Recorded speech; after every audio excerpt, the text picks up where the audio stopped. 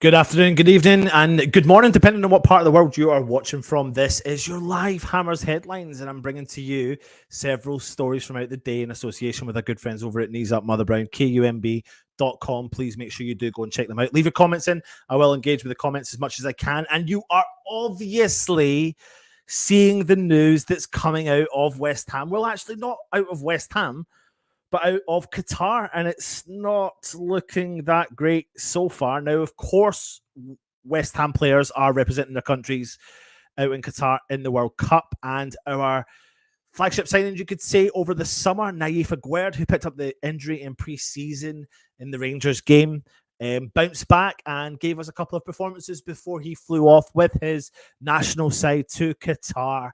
And unfortunately, it looks like he's been left in tears as he left the field with what looked like an injury against Spain in the last 16. Now, that game is currently still playing. Now, the 26-year-old has really looked impressive in the tournament so far for the African side, and he has came off the field looking disgruntled, really frustrated, and it looks like it could be a groin injury following a tackle from Morata, the Spanish striker. He limped off the pitch with big amount of tears dropping off his eyes, and it looks like West Ham fans will probably be having those tears in our eyes as well. Now, listen, we haven't seen a huge amount of Aguerd, so there was probably an element of excitement for watching Morocco and seeing what he was capable of doing, but he does look desperately disappointed because he looks like if Morocco were to advance in the tournament, that he will miss out in the tournament. And on top of that, West Ham fans won't get to see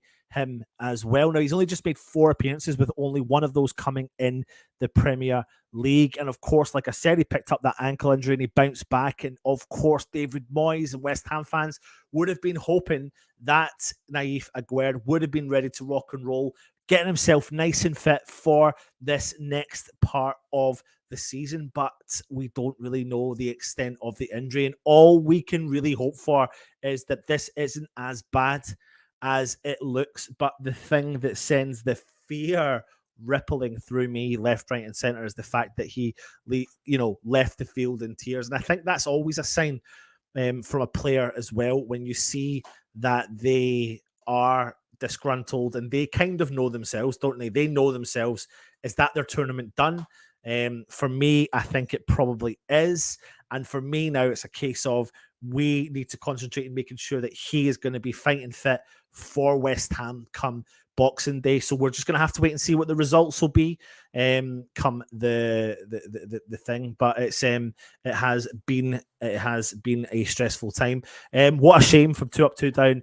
Hammers, what a shame for Aguerd. Absolutely. Quattro, yo, what's up? It's been a while since I've stopped in a live. Quattro, well, we've not really been doing a lot of live shows either.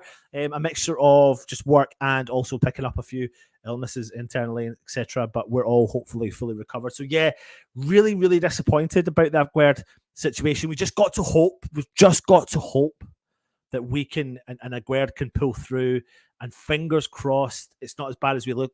That we know, but I think this is going to be a bit of a problem for West Ham, obviously with a few other injuries that we've picked up, but who knows, we'll have to wait and see. So keep your comments coming in and let me know your thoughts on the Aguerd potential. Now listen, the next story, which I know we touched on, is that, listen, I don't doubt for a second, right, and I've not had a chance to come on and speak to you about comments that were made with, because that's the question he answered it honestly, and I don't, go against what he said. Everyone in their life wants the best for themselves, wants the best, if they can financially, and of course most rewarding. I like the young lad Declan Rice for saying that he wants to be winning things and he is ambitious. Now West Ham, no ifs or buts about it, are going to go back in and try and offer their biggest asset they've got more money. Why would they not? The reports are saying that we're willing to offer him £250,000 a week, £1 million a month. Now the previous offer we're led to believe was around £200,000, but will that transpire into being £250,000, making him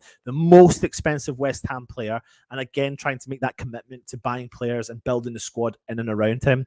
One thing for sure is we know he's very capable of doing and stepping up to the plate. The situation is, can West Ham learn to live without our biggest player, our biggest asset? Is it a problem when you look to sell these players on? Does it cause problems moving forward for the club? I think some of the biggest clubs in the world have to learn to live and sell their best players. It's all about what you do financially with that money that you receive for the player. If you have a player coming up from the youth ranks, or if you have a ready-made player that you look out on the world of signing and bringing them in.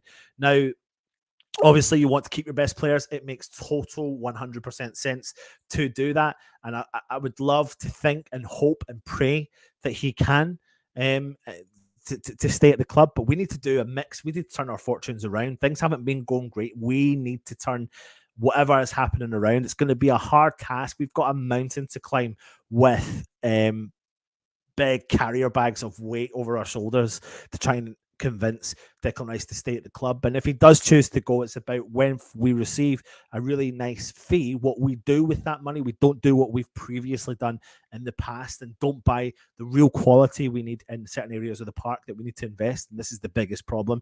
So let's wait and see what happens when it comes to Declan Rice and the future of Mr. Declan Rice. Please, again, leave your comments in and let us know your thoughts on the Declan Rice. Now, tonight, West Ham are back in football. We've got our first friendly up now. Cambridge United will take a break from domestic duties on tonight when they play host to West Ham in a friendly at the Abbey Stadium. The hosts come into this game on the back of a defeat to Forest Green Rovers, whilst West Ham travel to Cambridgeshire, looking to step up our fitness ahead of the return to Premier League in 2 weeks' time. Yes, the Premier League is back in 2 weeks' time. What shape West Ham will be in, who knows? But tonight will be a really, really good test. Now, Cambridge have endured a relatively poor 22-23 campaign so far, occupying 20th in League One and sitting only 3 points above the relegation slots. Now, the Amber Army, as they're known, have struggled to string together much momentum in recent times, winning just one of the last 7 matches in all competitions, which came in the form of a penalty shootout victory against Curzon Aston in the FA Cup first round, following a dismal 0-0 draw in normal time. And then their last outing, Cambridge suffered a dramatic defeat in the hands of Forest Green in League One by a score of 2-1, owning a 93rd minute penalty from Connor Wickham. Remember him? That loss has moved Forest Green to within 3 points of their divisional rivals and could have a negative impact on Cambridge in their bid to avoid relegation. And on Tuesday, they will aim to restore some form of morale with this team as Cambridge look to put a positive display against a Premier League opponent. Now, we have found life tough in the Premier League so far this season as we sit 16th place with 14 points from 50 matches played under the stewardship of David Moyes. Undoubtedly, the season break for the World Cup probably did come at a good time for West Ham, who had lost 3 matches in a row in all competitions, including the frustrating League Cup loss, third round exit to Blackburn Rovers on penalties last month. And in contrast to the 21-22 campaign, West Ham have struggled to generate any real consistency in domestic football this season and have copped stick for our lack of potency in front of goal. Nevertheless, we have overperformed in the Europa Conference League, which has salvaged some kind of credit, finishing top of Group B on maximum points ahead of Anderlecht, Silkeborg, and of course FCSB, formerly Steaua Bucharest. So going into this midweek friendly, Moyes is looking at the opportunity to get players many minutes who are about to endure. You can't even really say the second half of the season because we're not even through the first half of the season. So there's an element of this World Cup break coming at the right time for West Ham, and for us to hit that reset button, that's the key element, hitting the reset button. Now, what do we know about the team that's going to come in here? We know players like Declan Rice, Lucas Paqueta are still, of course, on international duty in the World Cup for the respective nations. Areola is going to be missing. Of course, he's with the French squad. Aguerd, who is, of course, with the Morocco squad, who I've mentioned, and I'll talk about again for people in the comments, who's limped off for Morocco. They won't be available. And, of course, the recently eliminated Germany, and we have Thilo Kehrer, will probably have that rest. He won't feature in tonight's game. Now, you could see Ogbonna gifted a chance to get some minutes under his belt following his recent recovery from injury, whilst Ben Johnson, Flynn Downs will also be expected to feature in this match. Zuma will be missing as well. We know he had minor surgery on his knee, but we don't know how long for. It'll be interesting to see where Craig Dawson's at. We'll see the likes of Pablo Fornals, Manuel Lanzini. We've got Antonio. We've got Scamacca. And this will give us a good mindset, a good situation, a good vibe to see where the players' fitness levels are at. Remember, this is the way I look at this. This is our second preseason within one season. It's a very unique season. It's a very different circumstances that we've ever had before. So we need to use this scenario to make sure we can bounce back and start where we left, not where we left off. Try and start where we left off from last season and try and progress our way up this league. So this game will be a good test. I don't really know what to expect for the starting lineup. You've got Fabianski, you've got Johnson, Dawson, Obona. We've not seen pictures of Palmieri. We don't know if he's there or thereabouts. Downs, Souček, of course, Lanzini, Fornals, Benrahma, Scamacca, Antonio. There's players left, right, and centre. It's maybe an opportunity for Moyes to fluctuate and change formations, try new things. He's got 3 or 4 games to test that before we come back into the Premier League. So we will, of course, have to wait and see for that as well.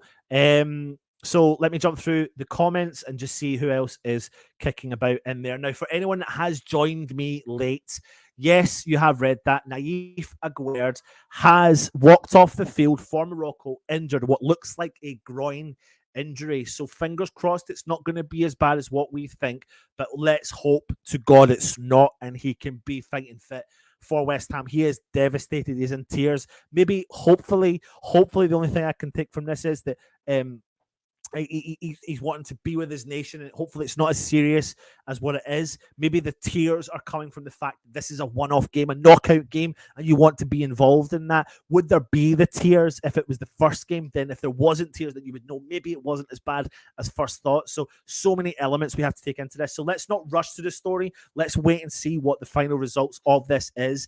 They are suspecting it is a groin injury. Let's just hope it is a precaution more than anything. I don't doubt for a second they would have brought him off if they didn't think it was a serious situation. So we will, of course, have to wait and see. Yes, there is Spain still 0-0 with 6 minutes of extra time left. Hi, Hammers. Hoping Aguerd will be fine. We are, Mikey, mate. We all are. Now, listen, that's a short, sharp, sweet Hammers headlines for you today in association with our good friends over at Knees Up Mother Brown. So please, like I said, do go across there and check it out. Now, listen, I've got a little cheeky surprise for you. You ready for this? We've not done it for so long, but I'm going to be doing a watch along for you tonight. I am going to do the watch along for you tonight. So the kickoff is 7 o'clock. I'll be around a couple of minutes beforehand to go through the team news. So make sure you do join the channel for our watch along. Now, if you don't know, West Ham are playing. And we are playing Cambridge at Cambridge, and West Ham are showing the game live on their YouTube stream.